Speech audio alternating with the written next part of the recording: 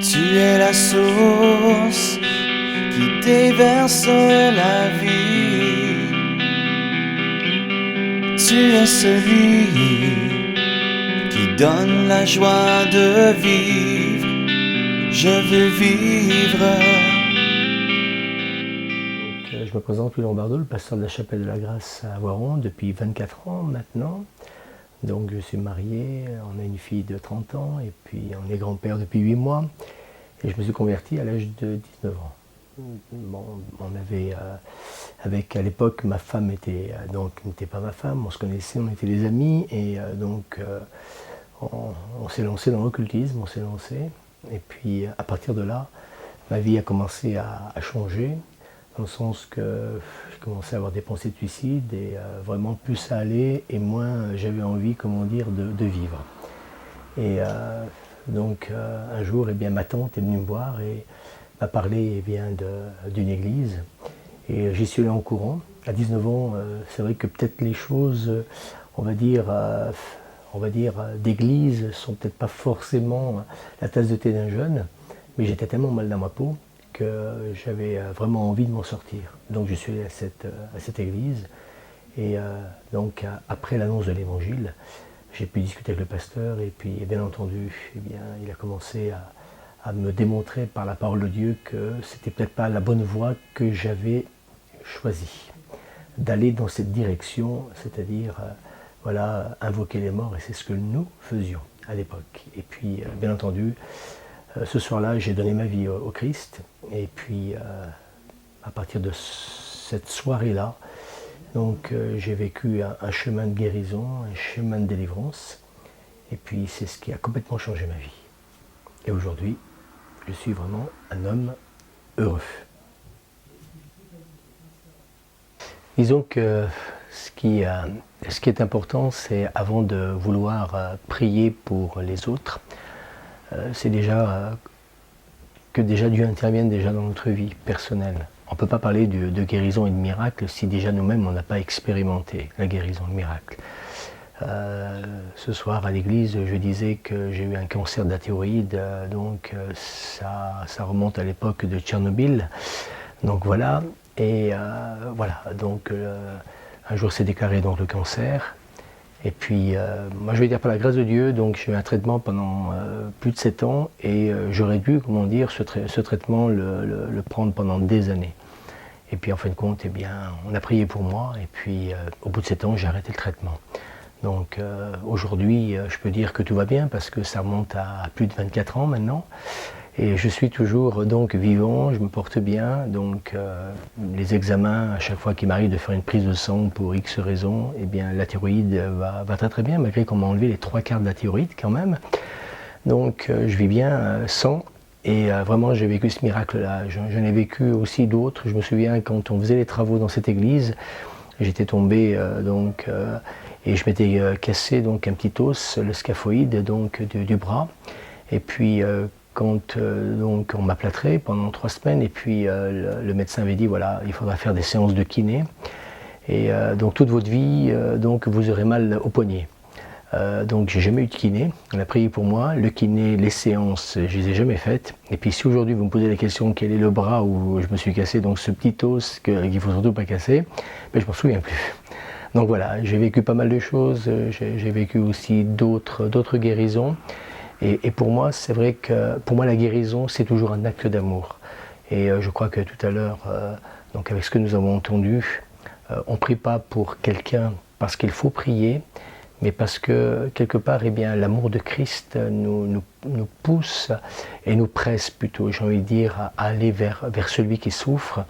Et ces derniers temps, en lisant les évangiles, je me suis rendu compte que quand Jésus priait, il guérissait tous les malades. Et je crois que ce qui motivait Jésus, c'est vraiment cet acte d'amour envers ceux qui souffraient.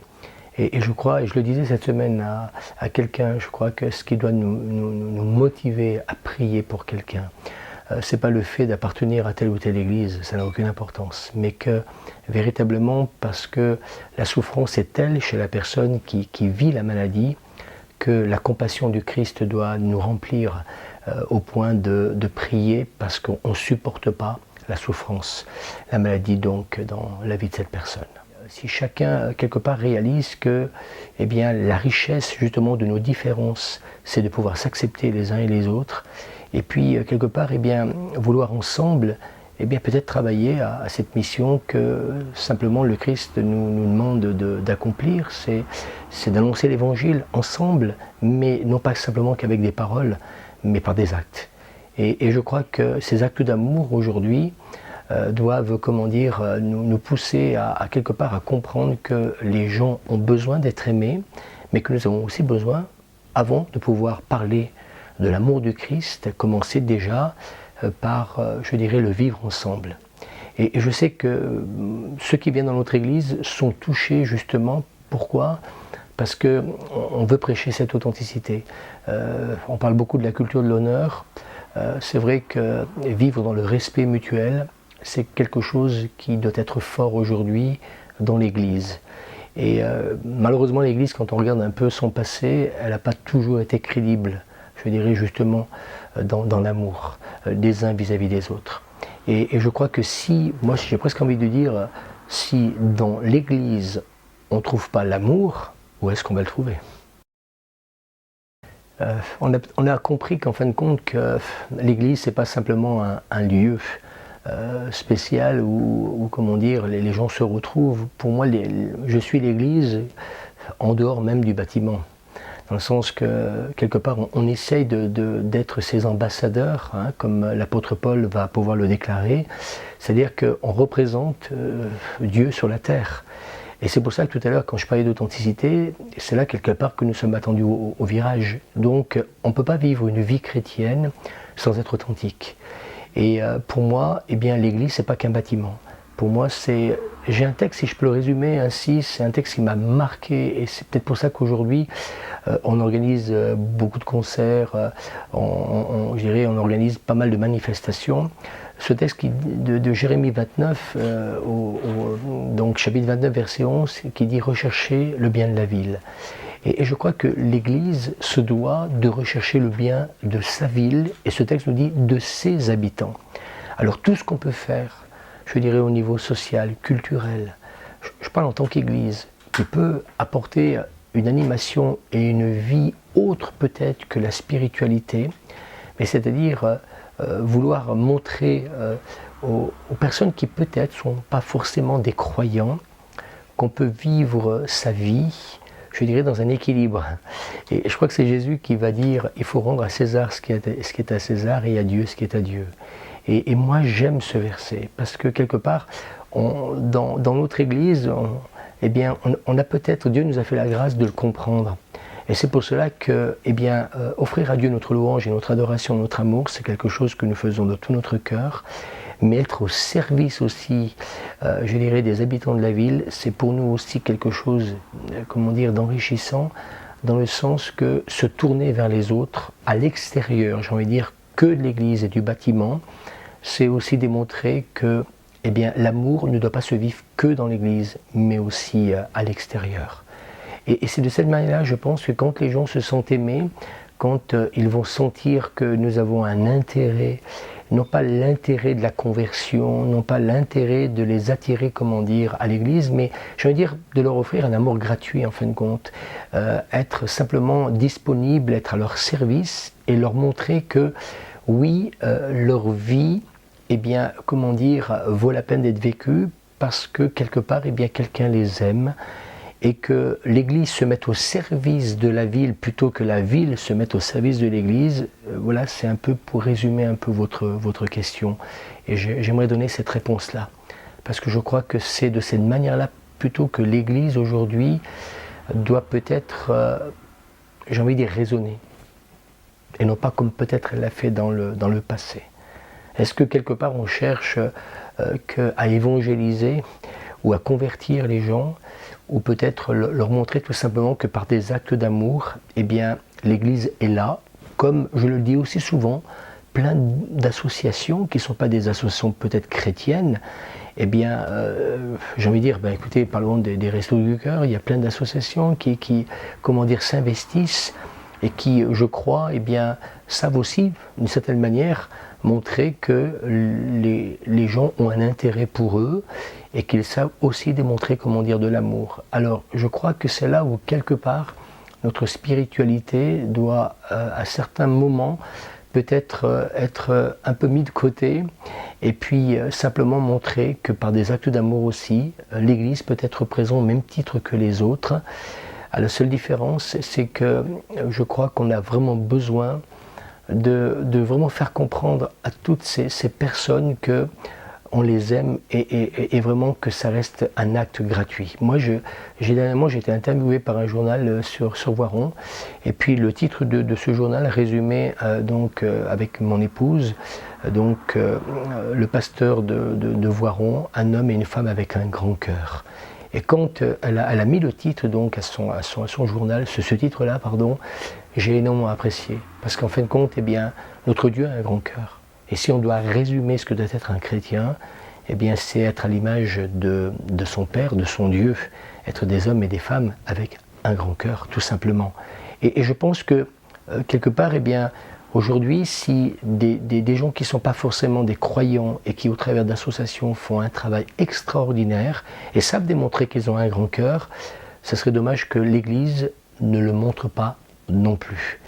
Et je crois que là, on a un gros défi à relever parce que beaucoup sont déçus de la religion. Et je pense que peut-être qu'on a trop voulu évangéliser. Et plutôt que, moi j'ai envie de dire aujourd'hui, plutôt que de penser qu'à ça, c'est peut-être avant tout s'intéresser aux gens. Et puis quelqu'un a dit, et moi j'ai beaucoup apprécié ce qu'un jour un pasteur disait, si vous voulez que les gens s'intéressent à vous, il faut commencer par s'intéresser à eux. On vit une époque très intéressante, vraiment. Et je crois qu'il y a la place pour tous. On a un témoignage, je dirais, important à donner. On n'est pas là pour essayer de se mettre en avant ou de vouloir démontrer ou essayer de convaincre les autres de ce que nous sommes.